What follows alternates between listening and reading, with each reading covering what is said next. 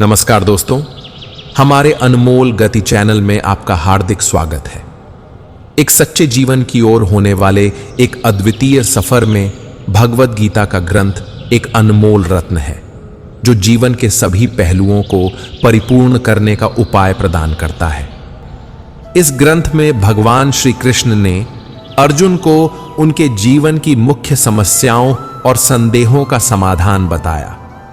भगवद गीता न केवल एक धार्मिक ग्रंथ है, बल्कि यह एक महान दार्शनिक ग्रंथ भी है, जो जीवन के विभिन्न पहलुओं पर प्रकाश डालता है। इस ग्रंथ में सार्थक रूप से धर्म, कर्म, भक्ति और योग की अद्वितीय शिक्षा मिलती है। दोस्तों, आज के इस वीडियो के माध्यम से हम संगीत, चित्र और शब्दों के संगम से भगवद गीता के 30 उपदेशों को समझेंगे और उन्हें अपने जीवन में अपनाएंगे। भगवद गीता के ये 30 उपदेश आपको आपकी जिंदगी में हर जगह बहुत काम आएंगे। जिंदगी की हर मुश्किल में आपको राह दिखाएंगे। ये दिव्य उपदेश, ये बातें जानना और समझना आपके लिए बहुत जरूरी है। इसलिए इन 30 उपदेशों को आप आखिर तक जरूर सुने। गीता का पहला उपदेश यह है कि आपके सारे दुखों का कारण किसी को अपना मानना है। आप कभी गौर करना, आपकी जिंदगी के सारे दुख, सारी तकलीफें, सारी चिंताएं वहीं से आती हैं जहां आपका अपनापन होता है कि यह मेरा है, यह मेरा अपना है। वहीं से आपकी जिंदगी में दुख आना शुरू हो जाते हैं। एक व्यक्ति के पास एक बहुत बड़ा महल था। उसने जिंदगी भर की सारी संपत्ति लगाकर उस महल को बनाया था। आसपास के शहरों के कई लोग उसके महल को देखने आते थे। कई बड़े बड़े सेठ उसके महल को खरीदने की कोशिश करते थे, पर वह महल उसका अहंकार था, उसकी जीने की वजह था। उसका उस महल में बहुत मोह था। एक दिन उसके महल में आग लग गई और वह कहीं बाजार गया हुआ था।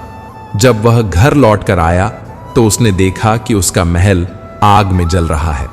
अपने घर को आग में जलता हुआ देखकर उसे इतना दुख हुआ कि उसने कहा, अगर यह महल नहीं रहेगा तो मैं भी जिंदा नहीं रहूंगा। अगर मेरा महल ही जल रहा है तो मैं जीकर क्या करूंगा। वह भी उसी आग में छलांग लगाने की कोशिश करने लगा। तभी किसी ने उसे रोक लिया और कहा, भाई, यह जो तुम्हारा महल है, इस महल का सौदा कल तुम्हारे बेटे ने किसी के साथ कर लिया है। जब उसे पता चला कि यह महल अब उसका नहीं रहा, किसी और का हो चुका है, तो उसकी सारी चिंता खत्म हो गई। जैसे और लोग उस जलते हुए महल को देखकर तमाशा देख रहे थे, वैसे यह भी खड़ा हो गया। इतनी ही देर में उसका बेटा आया। वह अपने बेटे को देखकर बहुत प्रसन्न हुआ, उसे आशीर्वाद देने लगा। तेरे जैसा बेटा तो बहुत भाग्य से मिलता है। तूने तो मेरी जिंदगी बचा ली। आज इस घर में आग लगी है और तूने कल ही इसका सौदा कर दिया। उसका बेटा कहने लगा, पिताजी, मैं इस महल के सौदे के लिए बात तो करने गया था, पर सौदा अभी पक्का हुआ नहीं है। जब पिता ने यह सुना कि अभी सौदा पक्का नहीं हुआ, तो वह फिर फूट फूट कर रोने लगा, अपनी छाती पीटने लगा। महल वही है, इंसान वही है, लेकिन जब वह महल मेरा है, तब वह दुख भी देता है, खुशी भी देता है। लेकिन जब वह मेरा नहीं है, उससे मेरा कोई रिश्ता नहीं है, तो सारे दुख ही खत्म हो जाते हैं। ऐसे ही जिंदगी में जब किसी जगह को, किसी इंसान को, किसी रिश्ते को, किसी काम को हम अपना मान लेते हैं, मेरा मान लेते हैं, वहीं से सारे दुखों की शुरुआत होती है। वहीं से हर तकलीफ की शुरुआत होती है।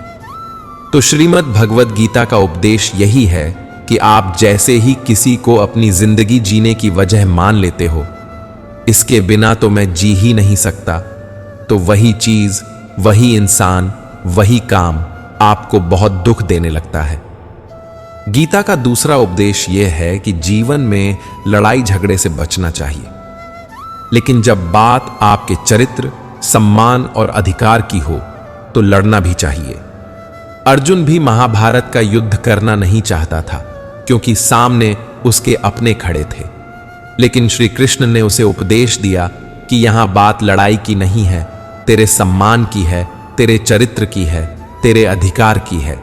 जो द्रौपदी के साथ कौरवों ने भरी सभा में अपमान किया, उसे नग्न करने की कोशिश की, इतना बड़ा अधर्म किया, वह तुम्हें कभी नहीं सहना चाहिए। इसलिए बात जब आपके चरित्र पर आ जाए, आपके सम्मान पर आ जाए, तो चाहे वह अपना ही क्यों ना हो, आपको उसके साथ जरूर लड़ना चाहिए। गीता का तीसरा उपदेश यह है कि जो आपके साथ अधर्म करे, पाप करे, गलत करे, उसे दंड जरूर देना चाहिए। अगर आप उसे सहते हैं तो वह आपके साथ और गलत करता है। अगर आप उसे सहते हैं तो उसके पाप में आप भी भागीदार हो जाएंगे। अर्जुन श्री कृष्ण से कहने लगा, जिनसे मैं युद्ध करने जा रहा हूं, ये सब मेरे भाई हैं, मेरे गुरुजन हैं। मैं इनके सामने कैसे हथियार उठाऊं, इन्हें कैसे मारूं? तो भगवान श्री कृष्ण ने अर्जुन से कहा, जिन्हें तू अपना मानता है वे सब अधर्मी हैं, वे पाप के पक्ष में खड़े हैं, और अगर तू इनका वध नहीं करेगा, युद्ध नहीं करेगा, तो समाज में और भी पाप बढ़ेगा। क्योंकि जब कोई ऐसे पापियों को नहीं रोकता है तो ये और भी ज्यादा पाप करते हैं। ऐसे ही जब आपके साथ कोई गलत करता है, आपको चोट पहुंचाता है, दुख देता है, और आप चुपचाप सहते रहते हैं, तो सामने वाले को बल मिलने लगता है। वह आपको कमजोर समझने लगता है और आपके साथ गलत करने को अपना हक समझने लगता है। लेकिन जब आप उसके गलत व्यवहार को, उसके अधर्म को रोक लेते हैं, उसका विरोध करते हैं, तब वह अपनी सीमा में रहना सीख जाता है। यह कलयुग है। अगर इस जमाने में आपको खुश रहना है तो आपको अपनी रक्षा खुद करनी होगी। कोई आपके साथ गलत करे तो उसे कभी नहीं सहना चाहिए, बल्कि उसका डटकर सामना करना चाहिए। गीता का चौथा उपदेश यह है कि आज में जियो, कल की चिंता करना छोड़ दो। जो भी व्यक्ति अपने बीते हुए कल या अपने आने वाले कल में खोया रहता है, वह जिंदगी में कभी खुश नहीं रह सकता। आपको जिंदगी में खुशी सिर्फ और सिर्फ तब मिल सकती है जब आप वर्तमान में जी सकें, आज के आनंद को जी सकें। बीते हुए कल का और आने वाले कल का कोई वास्तविक अस्तित्व नहीं होता। वह सिर्फ आपकी बुद्धि और आपके विचारों में होता है। उसकी कोई वास्तविकता नहीं होती। उसे सिर्फ आप अपने मन के अंदर और बुद्धि के अंदर जीते हैं। लेकिन जिसे आप वास्तविकता में जीते हैं, वह आपका आज होता है, वह आपका चल रहा पल होता है। अगर आप अपने मन और बुद्धि को अपने कल में अटका कर रखेंगे, अपने भूतकाल और भविष्य काल में, तो याद रखना, आप कभी खुश नहीं रह पाएंगे। और अगर जिंदगी में खुश रहना चाहते हैं तो आज में और इसी पल में जीना सीखें। गीता का पांचवां उपदेश यह है कि किसी से भी हद से ज्यादा मोह कभी मत करना। जिसमें भी आप सबसे ज्यादा मोह लगाओगे, देखना वह आपको जरूर रुलाएगा। मोह की वजह से ही आप किसी के पीछे मरते रहते हैं। मोह की वजह से ही आपको कई बार अपना अपमान भी सहना पड़ता है। और कई लोगों को मोह की वजह से ही अपना अपमान दिखता तक नहीं, कि सामने वाला मेरी इज्जत तक नहीं कर रहा और मैं उसके पीछे मर रहा हूं। मोह आपकी आंखों पर ऐसी पट्टी लगा देता है कि आपको सच और झूठ दिखाई ही नहीं देता। आपको किसी इंसान का असली चेहरा दिखाई नहीं देता। आप जो देखते हैं, जो सुनते हैं, उसी पर यकीन कर लेते हैं, फिर चाहे आपको कितना ही दर्द क्यों ना मिल रहा हो। अगर आप किसी इंसान को ठीक से समझना चाहते हैं, किसी की सच्चाई जानना चाहते हैं, तो उसके लिए यह बहुत जरूरी है कि आप उसके मोह से जल्दी बाहर आ जाएं। वास्तविकता में रिश्ते दुख नहीं देते, आपका मोह आपको दुख देता है। जिस दिन मोह खत्म, उस दिन आपको किसी भी रिश्ते से कोई दुख नहीं मिल सकता, क्योंकि फिर आपको कोई फर्क ही नहीं पड़ेगा। गीता का छठा उपदेश यह है कि जिंदगी में धोखा अपने ही देते हैं, क्योंकि उनको आपकी कमजोरियों का पता होता है। बाहर वाला आपको धोखा नहीं दे सकता, क्योंकि उसे आपके बारे में पता ही नहीं होता कि आपको चोट कहां पहुंचती है। लेकिन जो आपका अपना है, आपका खास है, उसे बहुत गहराई से पता होता है कि आपकी कमजोरी क्या है, क्या ऐसा करें जिससे इसको दर्द पहुंच सकता है, जिससे इसको हम नीचा दिखा सकते हैं। यह कल युग है, इसमें बाहर वालों से नहीं, जो हमारे अपने हैं उनसे ही सावधान रहना होता है। महाभारत का युद्ध दो अलग राजाओं में नहीं हुआ, बल्कि एक ही परिवार के भाइयों में हुआ था। सब आपस में एक ही वंश के लोग थे। कितनी बार दुर्योधन ने झर देकर भीम को मारना चाहा, ना जाने कितनी बार दुर्योधन ने पांडवों को जान से मारने की कोशिश की। वह कोई पराया नहीं था, उसका भाई था। सारी लड़ाइयां घर के अंदर ही होती हैं, बाहर कौन लड़ेगा हमसे? घर में ही सारे झगड़े होते हैं।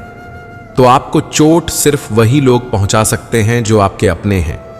आपको धोखा सिर्फ वही लोग दे सकते हैं जो आपके अपने हैं। गीता का 7वां उपदेश यह है कि आप वह मत करो जो सब करते हैं, बल्कि वह करो जो आपके लिए सही है। श्री कृष्ण ने अर्जुन से कहा, जो तेरा कर्तव्य है, जो तेरे लिए सही है, जो तुझे करना चाहिए, तू वह कर। कभी भी वह काम मत कर जो दुनिया कर रही है। अर्जुन श्री कृष्ण से कहने लगा, ऐसे भयंकर युद्ध में पड़ने से अच्छा है कि मैं सन्यासी बन जाऊं। तो श्री कृष्ण ने कहा, सन्यासी बनना तेरा कर्म नहीं है, तेरा धर्म नहीं है, तू क्षत्रिय है। तेरा कर्म और तेरा धर्म यही है कि तू अधर्म का नाश करे, धर्म की रक्षा करे। ऐसे ही हर इंसान का एक अलग कर्तव्य होता है, एक अलग ही मार्ग होता है। तो कभी भी उस मार्ग पर मत जाना जहां सारी भीड़ जा रही हो। कभी भी वह काम मत करो जो दुनिया करती है कि आजकल यह ट्रेंड हो गया है, यह फैशन हो गया है, सब कर रहे हैं इसलिए हम भी कर रहे हैं। अगर आप वह करोगे जो भीड़ कर रही है तो आप भी उसी भीड़ में कहीं खो जाओगे। लेकिन अगर आप वह करोगे जो आपके लिए सही है, जो आपकी प्रतिभा है, तो दुनिया की सारी भीड़ में भी आप सबसे अलग नजर आओगे। गीता का 8वां उपदेश यह है कि जो इंसान अपने कामों को समय से खत्म नहीं करता, समय की कद्र नहीं करता, उसकी जिंदगी का सारा समय व्यर्थ में ही समाप्त हो जाता है। क्योंकि समय ही आपका जीवन है। अगर आप समय को व्यर्थ ही नष्ट करते रहेंगे, व्यर्थ के कामों में गवाह देंगे, तो आपको जीवन में कुछ भी हासिल नहीं होगा। अगर कुछ जिंदगी में पाना चाहते हो तो समय की कदर जरूर करना।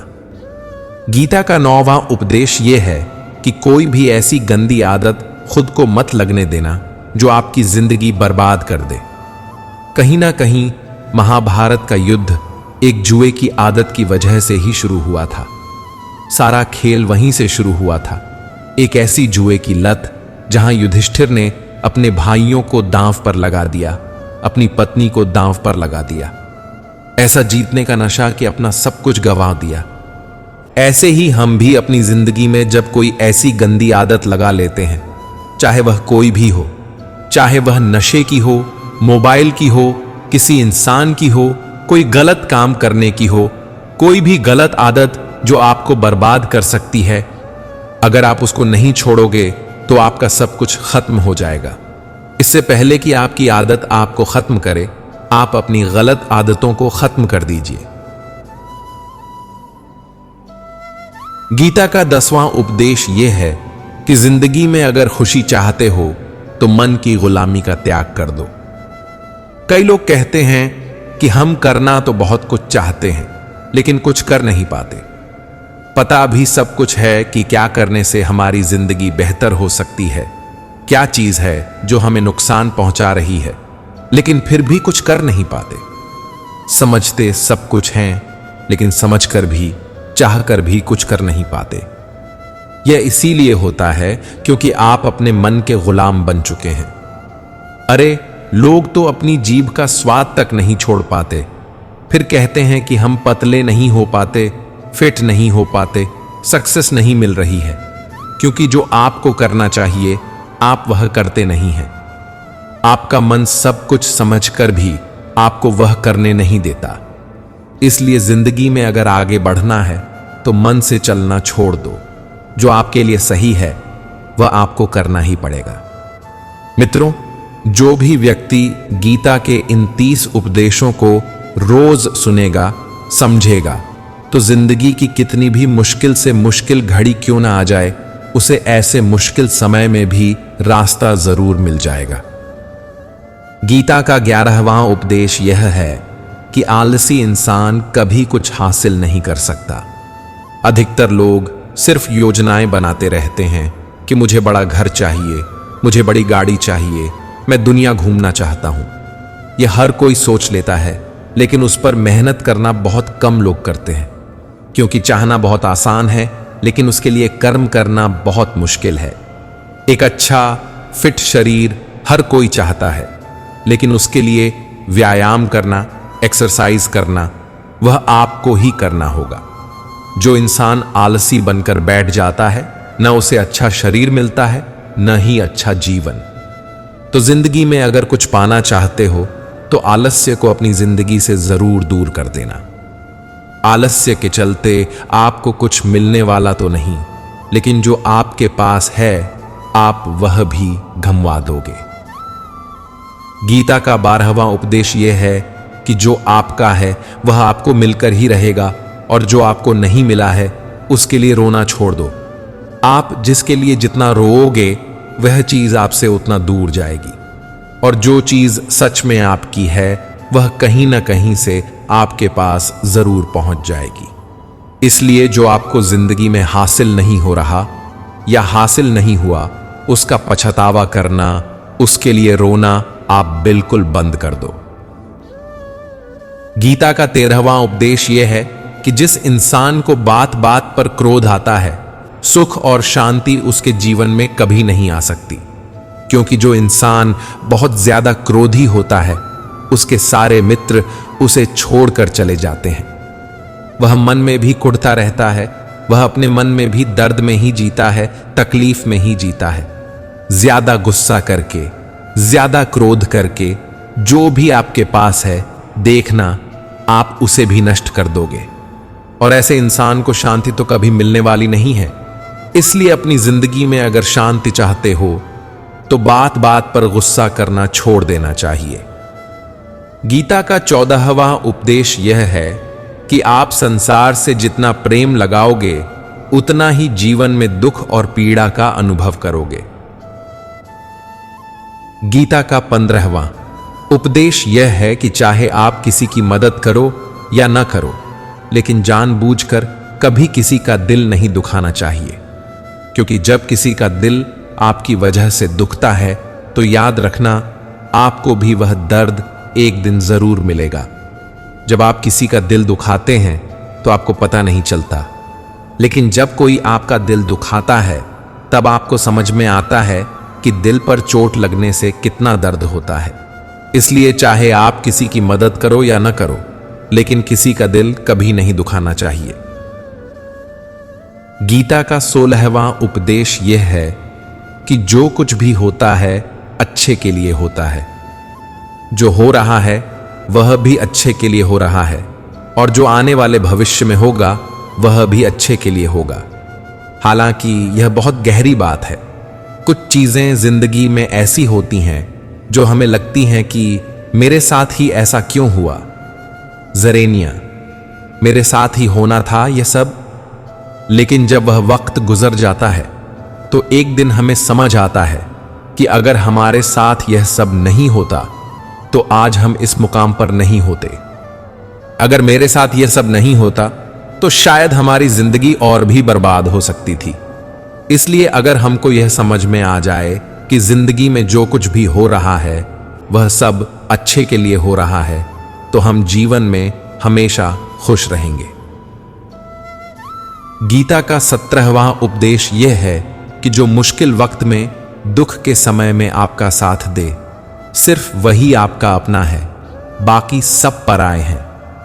अपनेपन का नाटक करने वाले बहुत लोग होते हैं, बड़ी बड़ी बातें करने वाले बहुत होते हैं कि हम आपसे बहुत प्रेम करते हैं, कोई भी दुख हो, कोई भी तकलीफ हो, हमें याद करना। लोग दुख उठाने की बात करते हैं, लोग आने जाने की बात करते हैं, हाथ मिलाना तो ठीक से नहीं जानते और दिल में लाने की बात करते हैं। जब सच में आपकी जिंदगी में तकलीफ आएगी, तब आपको समझ में आ जाएगा कि आपका साथ देने के लिए कौन खड़ा है, क्योंकि उस समय पर सारे लोग भाग जाते हैं, क्योंकि लोगों को पता होता है कि अगर यह व्यक्ति हमारे पास आया तो हमसे मदद ही मांगेगा, हमें कुछ देगा नहीं। लोग आपसे सिर्फ तभी रिश्ता रखते हैं जब उन्हें आपसे कुछ फायदा होता है, लेकिन जब उन्हें समझ में आ जाता है कि उन्हें आपसे कोई फायदा नहीं होने वाला, बल्कि उन्हें आपकी मदद करनी पड़ेगी, तो वे आपको दूर से ही देखकर भाग जाते हैं। इसलिए जो आपके मुश्किल वक्त में आपके साथ खड़ा हो जाए, सिर्फ वही आपका अपना होता है। बाकी इस दुनिया में सब पराए हैं, क्योंकि सिर्फ अपना अपना कह देने से कोई अपना नहीं हो जाता। गीता का 18वां उपदेश यह है कि हर काम को समझदारी से करना ही योग होता है। कई लोग काम तो करते हैं, लेकिन उन्हें हासिल कुछ नहीं होता। बहुत लोग कहते हैं कि हम बहुत मेहनत करते हैं, तब भी जिंदगी में सफलता हासिल नहीं हो रही है। बहुत कुछ करने से, बहुत मेहनत करने से आपको सफलता नहीं मिलेगी, लेकिन सही तरीके से, समझ के साथ काम करने से आपको जिंदगी में सफलता जरूर मिलेगी। गीता का 19वां उपदेश यह है कि कभी भी किसी भी चीज की अति नहीं करनी चाहिए। कोई भी चीज हद से ज्यादा मत करना। किसी से प्रेम भी हद से ज्यादा मत करना, किसी से नफरत भी हद से ज्यादा मत करना। हद से ज्यादा मीठा भी खराब, हद से ज्यादा कड़वा भी खराब। हद से ज्यादा आराम भी आपको बीमार कर देगा, हद से ज्यादा खाना भी आपको बीमार कर देगा।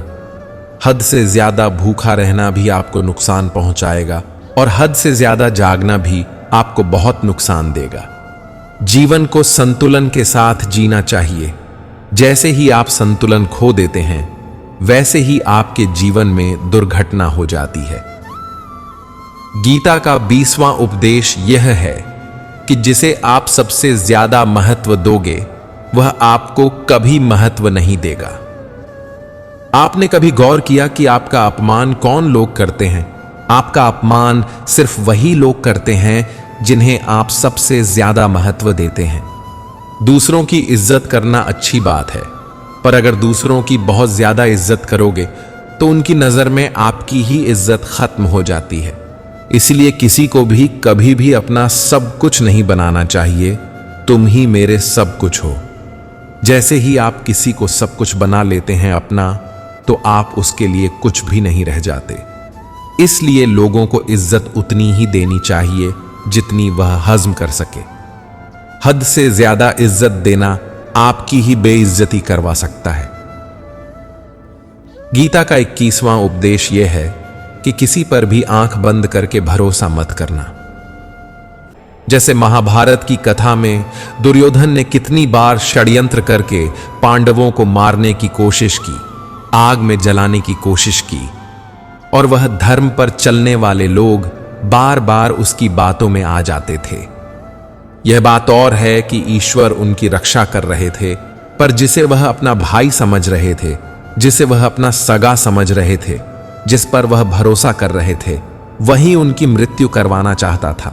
इसलिए भरोसा करते समय अपनी आंखें जरूर खुली रखना। गीता का 22वां उपदेश यह है कि आपने कोई भी कर्म किया हो, उसका फल आपको जरूर भोगना पड़ेगा। अगर आपने अच्छे कर्म किए हैं तो जाने अनजाने किसी मुश्किल वक्त में आपके वही अच्छे कर्म आपको उस वक्त से बचा लेंगे। अगर आपने गलत कर्म किए हैं, पाप किया है, तो उसकी सजा भी आपको जरूर मिलेगी। कोई इंसान कितना ही छुपकर कर्म करे, चाहे वह कितना ही चालाकी से कर्म करे, लेकिन कहते हैं उस परमात्मा के चारों तरफ कैमरे लगे हुए हैं। हमारे एक एक कर्म पर वह प्रकृति, वह परमात्मा अपनी दृष्टि बनाए रखते हैं। हमारे एक एक कर्म का हिसाब होता है। एक गांव में दो मित्र रहते थे। उन दोनों ने विचार किया कि इस गांव में हम धन नहीं कमा पा रहे हैं। वे दोनों धन कमाने के लिए शहर में चले गए। कुछ वर्ष वहां रहकर उन्होंने काफी धन कमाया। फिर सोचा कि अब हम अपने घर वापस चलते हैं। पर्याप्त मात्रा में हमने धन कमा लिया है। उस समय यातायात की इतनी सुविधाएं नहीं होती थीं। वे अपने बैलों पर ही यात्रा कर रहे थे। चलते चलते मार्ग में रात हो गई। उन्होंने विचार किया कि आज रात हम यहीं विश्राम करते हैं। एक मित्र ने कहा, मैं यहां रहकर धन की रक्षा करता हूं, तुम बाजार जाकर भोजन की व्यवस्था कर लो। जब वह मित्र बाजार गया तो उसके मन में पाप आ गया। उसने सोचा, इतना पैसा हमने कमाया है, अगर मैं इसे यहीं जंगल में मार दूं तो सारा पैसा मेरा हो जाएगा, नहीं तो मुझे इसका आधा धन देना पड़ेगा। मन में यह खोट आने पर उसने अपने मित्र के खाने में जहर मिला दिया। जब वह खाना लेकर के अपने मित्र के पास गया, उसका मित्र वह जहर वाला खाना खाकर वहीं पर मर गया। वह व्यक्ति सारा धन लेकर अपने घर वापस आ गया। कुछ समय बाद उसके घर में एक पुत्र ने जन्म लिया। जब उसका बेटा पैदा हुआ तो वह बहुत बीमार रहता था।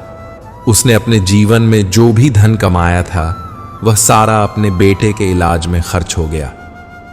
बेटा बड़ा होता गया और उसका धन नष्ट होता गया। जब उसका बेटा थोड़ा बड़ा हुआ तो उसके पिता ने पूछा, बेटा तू इतना बीमार क्यों रहता है? तू ठीक क्यों नहीं होता? मैंने अपनी जिंदगी का सब कुछ तुझ पर लगा दिया, फिर भी तेरी तबीयत ठीक नहीं रहती। तो उसके बेटे ने कहा, कौन सा बेटा और कौन सा पिता? मैं तेरा वही मित्र हूं जिसे तूने जंगल में जहर देकर मार दिया था। मैं अपना वही हिसाब पूरा करने के लिए तेरे पुत्र के रूप में तेरे घर में आया हूं। अब मेरा तेरा हिसाब बराबर और मेरा जीवन अब यही समाप्त होता है। तो गीता का उपदेश हमें यही सिखाता है। कोई अपने आप को कितना भी चालबाज समझता हो, होशियार समझता हो, लेकिन अगर उसने गलत कर्म किया है तो चाहे आज नहीं तो कल उसे उसका फल भोगना ही पड़ेगा। कोई भी व्यक्ति अपने किए हुए कर्म से बिना उसे भोगे कभी छूट नहीं सकता। गीता का 23वां उपदेश यह है कि जिसके साथ सत्य और ईश्वर की शक्ति है, चाहे सारी दुनिया उसके खिलाफ हो जाए, लेकिन अंत में जीत उसी की होती है। श्रीमद् भगवद गीता में 18 अध्याय और 700 श्लोक हैं।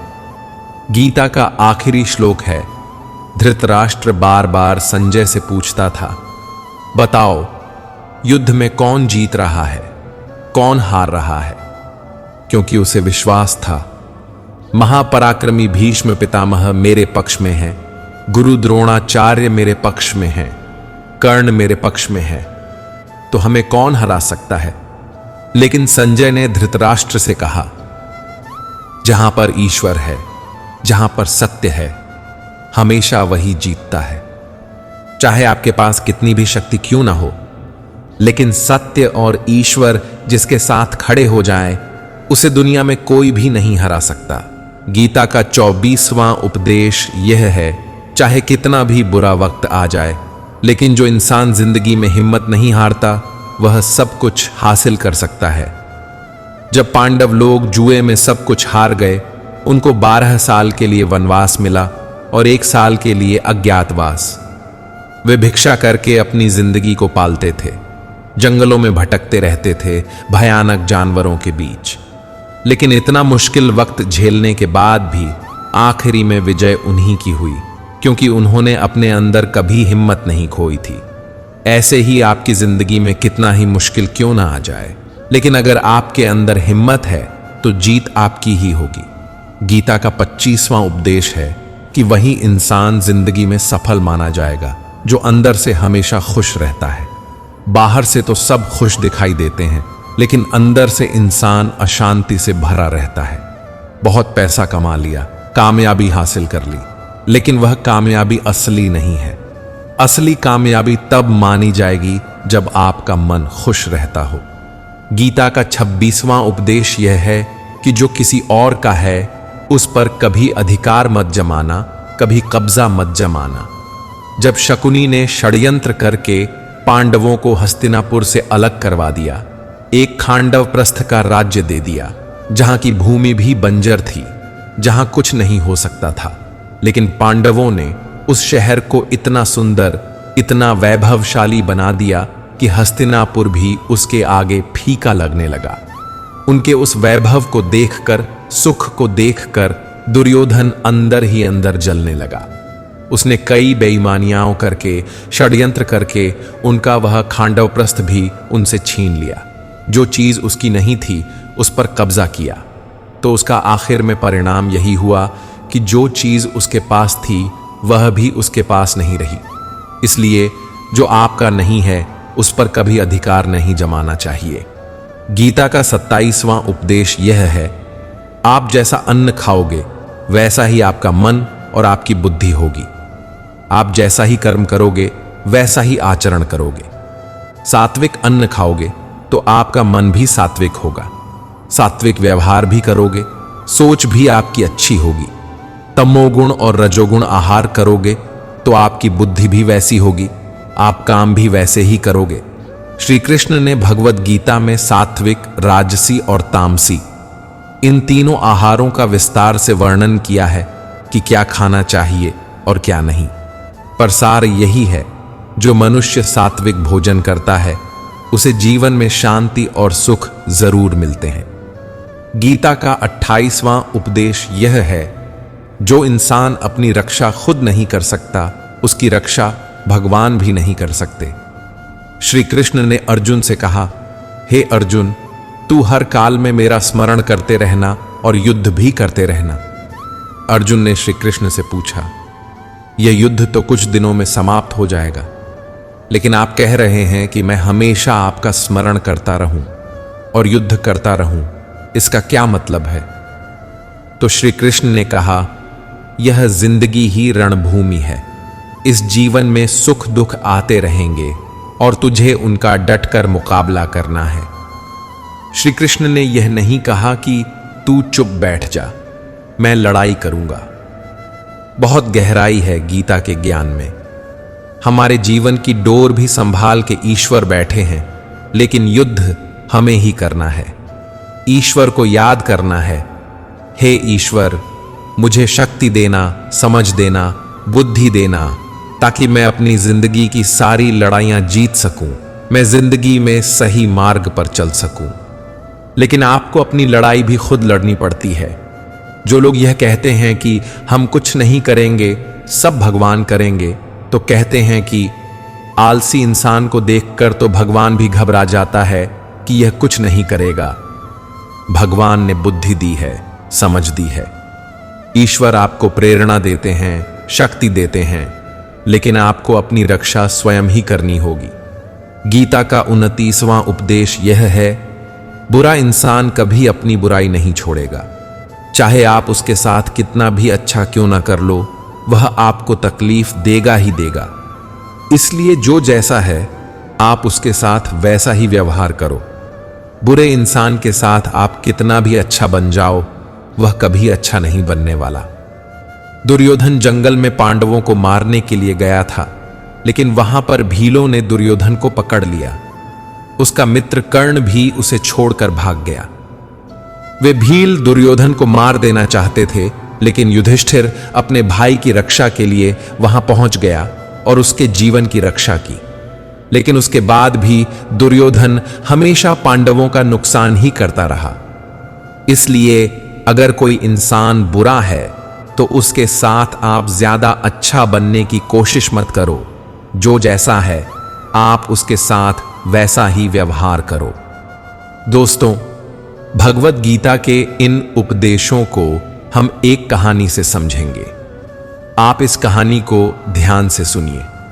कहा जाता है कि बहुत समय पहले एक सन्यासी जंगल के पास एक झोपड़ी में रहता था। वह बहुत बुद्धिमान था और यदि कोई व्यक्ति उसके पास कोई समस्या लेकर आता तो वह बहुत बुद्धिमानी से उसका समाधान कर देता था। एक दिन जब वह पास के गांव में गया और भिक्षा मांगकर लौट रहा था तो रास्ते में एक व्यक्ति ने उसे रोक लिया।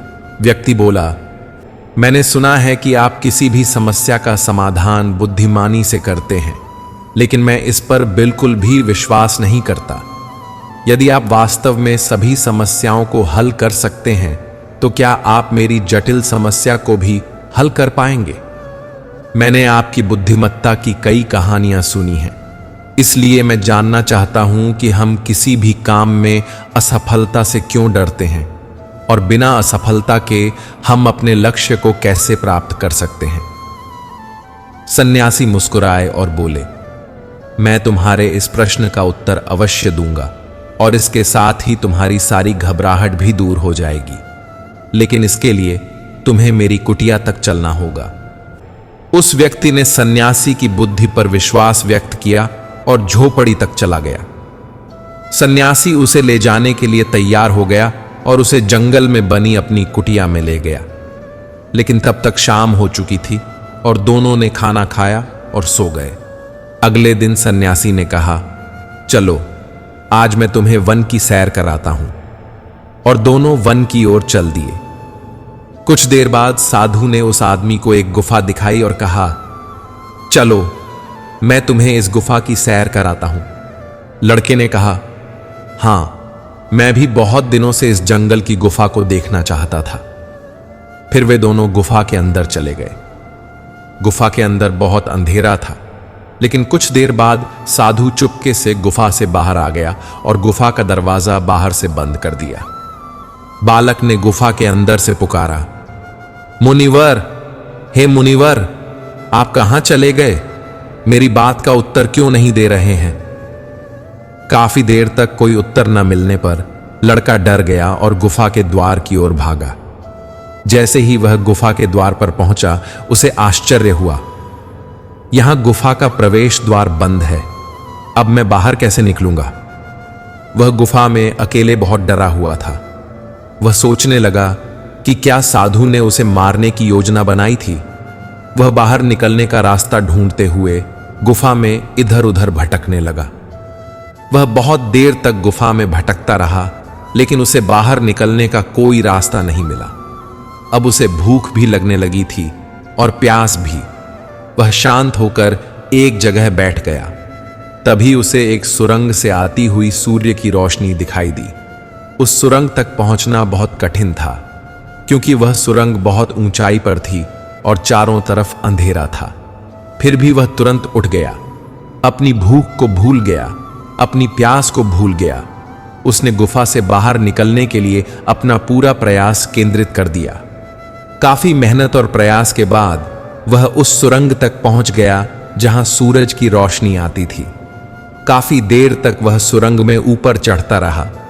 तभी अचानक उसने देखा कि साधु हाथ आगे बढ़ाकर उसकी ओर देख रहा है। लड़का जल्दी से सन्यासी का हाथ पकड़कर बाहर आया और बाहर आते ही सन्यासी पर गुस्सा करते हुए बोला, तुमने मुझे इस अंधेरी गुफा में अकेला क्यों छोड़ दिया? क्या तुम्हें पता है मैं कितना डरा हुआ था, कितना प्यासा था? सन्यासी मुस्कुराया। उसे पानी देते हुए उन्होंने कहा, तुम उस गुफा से केवल 2 कारणों से बाहर आए हो। पहला कारण यह था कि तुम्हें भयंकर भूख और प्यास लग रही थी, और दूसरा कारण यह था कि तुम्हें घुटन महसूस हो रही थी, क्योंकि तुमने अपने दोस्तों और परिवार के साथ रहने की आदत बना ली थी। 2 और मुख्य कारण हैं जिनके कारण तुम गुफा से बाहर निकलने में सफल रहे। पहली बात तो यह कि वहां तुम्हारे साथ कोई नहीं था जो यह कहता कि इतने अंधेरे में, इतनी ऊंचाई पर उस सुरंग तक पहुंचना तुम्हारे लिए असंभव है। दूसरा, वहां कोई भी ऐसा नहीं था जो कहे कि चलो दूसरा रास्ता देखते हैं, हमें आसान रास्ता मिल जाएगा और हम आसानी से इस गुफा से बाहर निकल जाएंगे। सफलता पाने का नियम भी ऐसा ही है। जब आप कोई लक्ष्य हासिल करने की कोशिश करते हैं तो आपको सलाह देने वाले कई लोग मिल जाते हैं। ये लोग सलाह देने के नाम पर सिर्फ बाधाएं खड़ी करते हैं। खुद तो कुछ खास नहीं कर पाए, लेकिन आपको कहते हैं ये मत करो, वो मत करो, तुम ये नहीं कर पाओगे। ये आपका ध्यान भटकाकर चले जाते हैं और आपको खुद पर शक होने लगता है, जिसके कारण आपका आत्मविश्वास डगमगाने लगता है। यह सफलता प्राप्त करने में बाधा उत्पन्न करने वाले कारणों में से एक है। असफलता के डर से दोबारा प्रयास न करने वाला मनुष्य जीवन में बड़ी कामयाबी कभी प्राप्त ही नहीं कर सकता। सफलता पाने की प्रक्रिया थोड़ी लंबी है और जब हमारा मन हर घंटे बदलता रहता है तो लक्ष्य कठिन हो जाता है। इसे प्राप्त करने में वर्षों लग जाते हैं। जब हमारा मन बदल जाता है तो हम उस रास्ते को छोड़कर दूसरे रास्ते अपनाने लगते हैं। हम समस्याएं तभी देखते हैं जब हमारा ध्यान अपने लक्ष्य पर नहीं होता। यदि आप सफलता हासिल करना चाहते हैं तो अपना पूरा ध्यान लगा दें, अपने लक्ष्य पर केंद्रित रहें। मुनिवर के ये वचन सुनकर उस व्यक्ति की आंखें खुल गईं और वह बोला, आप सचमुच बहुत बुद्धिमान हैं। मैं वादा करता हूं कि मैं आपके द्वारा बताई गई बातों को अपने जीवन में जरूर लागू करूंगा और किसी व्यक्ति की कीमत नहीं आंकूंगा। दोस्तों, भगवत गीता के इन 30 उपदेश यहीं पर समाप्त होते हैं। हम आशा करते हैं कि आपको गीता के इन 30 उपदेशों से बहुत कुछ सीखने को मिला होगा। अगर आपने इस वीडियो से कुछ भी सीखा हो तो कृपया हमारे वीडियो को लाइक करें और अपने लोगों के साथ खूब शेयर करें। और यदि चैनल पर नए हैं तो हमारे चैनल को सब्सक्राइब करें और बेल नोटिफिकेशन आइकन को ऑल पर सेट करें ताकि आपको हमारे नए वीडियोस के नोटिफिकेशन तुरंत मिल जाए। आप सभी लोगों का बहुत बहुत धन्यवाद। जय श्री राधे कृष्णा।